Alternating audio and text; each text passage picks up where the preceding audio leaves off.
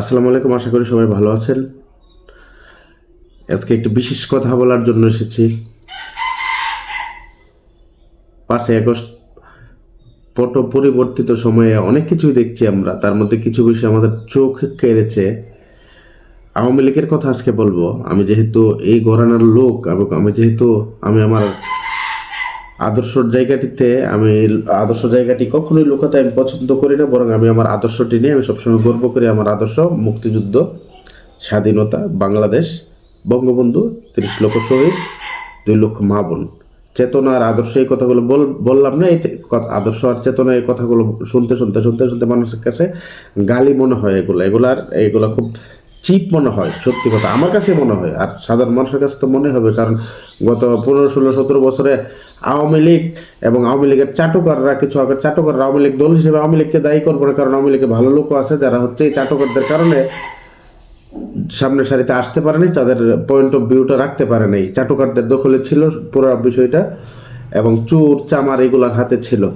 তো ওই জন্য হয়তো পুরো আওয়ামী লীগকে আমি দায়ী করবো না, আওয়ামী লীগের কিছু চাটুকার, চোর, বদমাইশ, তাদেরকে দায়ী করবো এবং তাদেরকে বলে যাব। এখন কথা হচ্ছে যে এই যে একটা পরিবর্তনের পরে শেখ হাসিনা দেশ থেকে, ওই দিন আমার লাইভে বলেছি, 2.5 ঘন্টা ছিল, ওই জন্য হয়তো শুনেন নাই, তাই আমি ছোট ছোট করে আমার পয়েন্টগুলো রাখবো।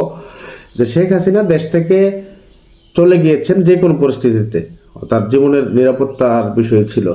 আবার শেখ হাসিনা আসবেনও ফিরে, অবশ্যই আসবেন, কিন্তু অন্য যারা পালিয়ে গেল, যারা পালিয়ে গেছে, শেখ হাসিনার চলে যাওয়া এক জিনিস, কিন্তু অন্যরা যারা পালিয়ে গেল, আওয়ামী লীগের, কেন্দ্রীয় আওয়ামী লীগের প্রত্যেকটি নেতাকর্মী, মন্ত্রিসভার সদস্যগণ সকল, এবং 300 এমপি, জেলা আওয়ামী লীগের সভাপতি, সেক্রেটারি, আওয়ামী লীগের কেন্দ্রীয় কমিটির এত বড় উপকমিটি, তলের নেতা উপরের নেতা, ছাত্রলীগের সকল নেতা, কেন্দ্রীয় ছাত্রলীগের নেতাকর্মী, যুবলীগ, স্বেচ্ছাসেবক লীগ, মৎস্যজীবী লীগ, এই লীগ, সেই লীগ, ওই লীগ, এই লীগ, কত লীগ, সব লীগ যখন পালিয়ে গেল, তখন 2টি প্রশ্ন মানুষের মনে আসে।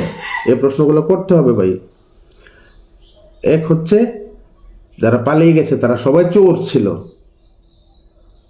আমি বারবার বলছি, শেখ হাসিনার বিষয়টি ভিন্ন। যারা পালিয়ে গেছে তারা সবাই চোর ছিল, ডাকাত ছিল, লুটেরা ছিল, হত্যাকারী ছিল। এজন্য তারা পালিয়ে গেছে।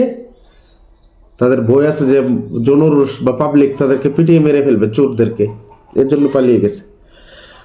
আর যারা কর্মী, তারা প্রচুর পরিমাণে ডিমোটিভেটেড হয়েছে।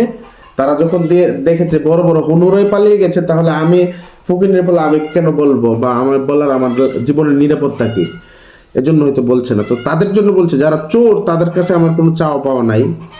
শেখ হাসিনাও যদি এই চোরদের নিয়ে আবার দল গঠন করতে চায়, আবার ক্ষমতায় ফিরতে চায়, তাহলে শেখ হাসিনা ফিরতে পারবে না। লিখে রাখেন, আমি ছোট মানুষ বলে গেলাম, 50 বছরও ফিরতে পারবে না। এই ইতিহাস পৃথিবীতে নেই। কিন্তু শেখ হাসিনা যদি আজকে ঘোষণা দিয়ে দেন যে চোর, বদমাশ যারা আছে, কাপুরুষ যারা আছে, যারা এই আন্দোলনটি বা এই পুরো বিষয়টি টেকেল দিতে পারলো না, দায়িত্বটুকু পালন করলো না, সবাই পালিয়ে গেল, তারা আমার এক ঘোষণায় সব বহিষ্কার। আমার বাংলাদেশে যে আওয়ামী লীগের, তৃণমূলের কর্মীরা আছে, এই কর্মীরাই আবার দল গঠন করবে, নেতৃত্ব দিবে। তাহলে দেখবেন আগামী 2 বছরের মধ্যে দল ঘুরে দাঁড়াবে। আর স্বীকার করতে হবে যে অন্যায় হয়েছে, আমাদের ভুল হয়েছে, অন্যায় হয়েছে, এই জায়গায় অন্যায় হচ্ছে, ওইটা আমার ভুল হয়েছে। আমি জনগণের কাছে ক্ষমা চাই। জনগণ আমাকে আবার সুযোগ দিন, আমি আমার কোর্স কারেকশন করার, এবং হচ্ছে আমার অন্যায়টুকু আমি যেন আবার নেই করতে পারি। কারণ আওয়ামী লীগের এক গৌরবময় ইতিহাস আছে। যারা আজকে বলেন যে আওয়ামী লীগ নিষিদ্ধ করে দিতে হবে, এটা করে দিতে হবে, হাসনা, সার্জিস, ওরা যারা বলেন, তারা আওয়ামী লীগের ইতিহাস সম্পর্কে জানেন না। যে আওয়ামী লীগ যে 17 বছর, বা এই আওয়ামী লীগ চোরেদের না, আওয়ামী লীগের ইতিহাস আছে। বিরোধী দলীয় আওয়ামী লীগ শক্তিশালী, তুফাইল, আমু, সুরঞ্জিত, তারপর হচ্ছে মতিয়া চৌধুরীরা, সোহেল তাজ, জিল্লুর রহমান, তারপরে সৈয়দ আশরাফ, এসব লোকগুলো, আর অনেকের নাম বাদ পড়তে পারে, এই লোকগুলো যখন মাঠে থেকে মার খেয়েছে, দলকে আবার পুনর্গঠন। আর সেই কর্মীদের উদ্দেশ্যে বলছি যে লুকোচুরি করে, পালিয়ে থেকে বিপ্লব করা যায় না। কেউ যদি মনে করেন যে পালিয়ে থেকে আজীবন বিপ্লব করবেন, তাহলে আওয়ামী লীগ ফিরে আসবে না। কারণ বিপ্লব যারা করে গেছে তাদের কাছে শিক্ষা নিন। ভগৎ সিং ব্রিটিশ বিরোধী আন্দোলনের বিপ্লবী ছিল। মাস্টারদা সূর্য সেনের জীবন থেকে শিক্ষা নিন। পৃথিলতা ওয়াদ্দেদারের জীবন থেকে শিক্ষা নিন।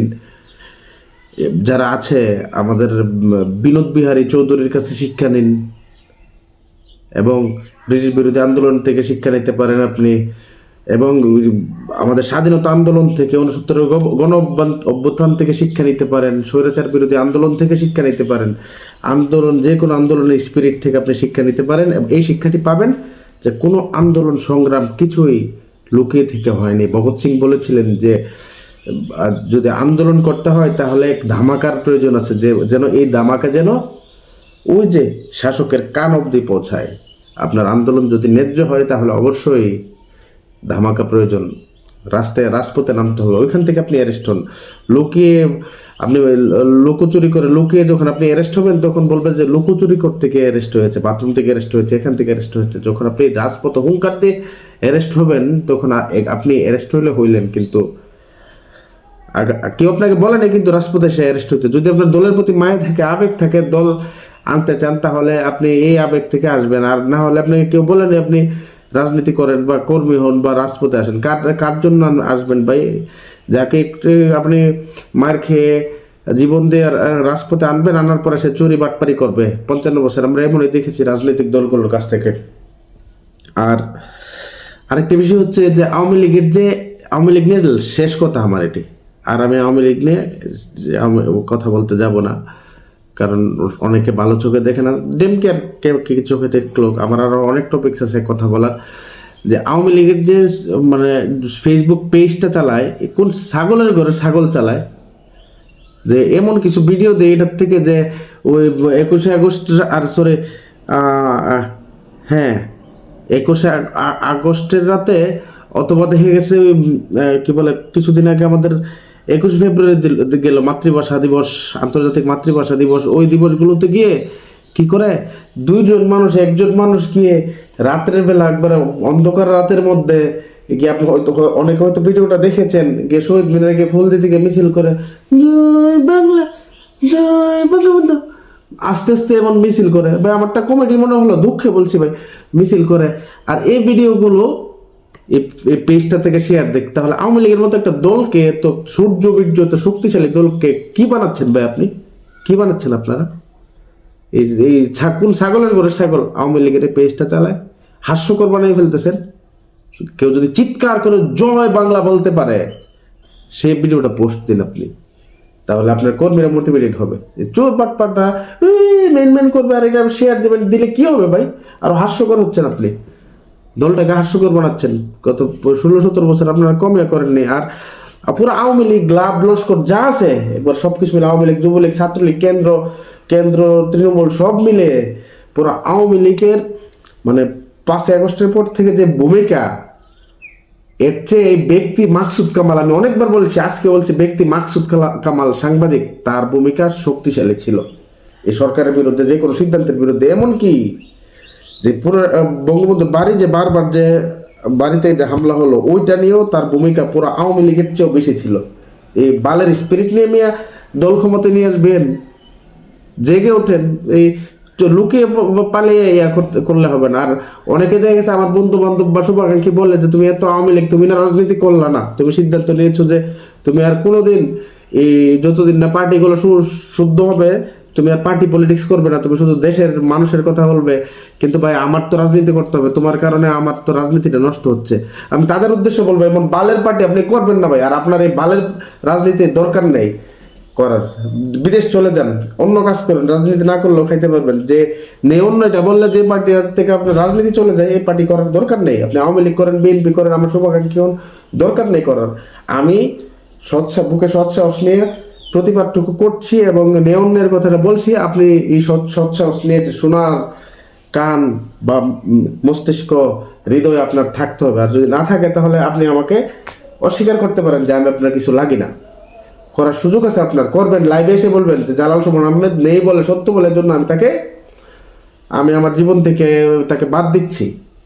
তবু এই বালের কথাটা আমাকে বললেন না, মুখ খারাপ করতে হচ্ছে যে নেই, আমি নেই বললে আপনার রাজনীতি চলে যাবে। এই রাজনীতি দেশের ভালো কিছু বয়ে আনবে না, আপনারা ভালো কিছু বয়ে আনবে না। আপনাকে আগের থেকে বলে আপনি রাজনীতি ছেড়ে গিয়ে মাটি কাটেন, তাও আপনার সন্তানরা আপনাকে নিয়ে গর্ব করবে যে আমার বাবা মাটি কেটে এনে খাওয়ায়।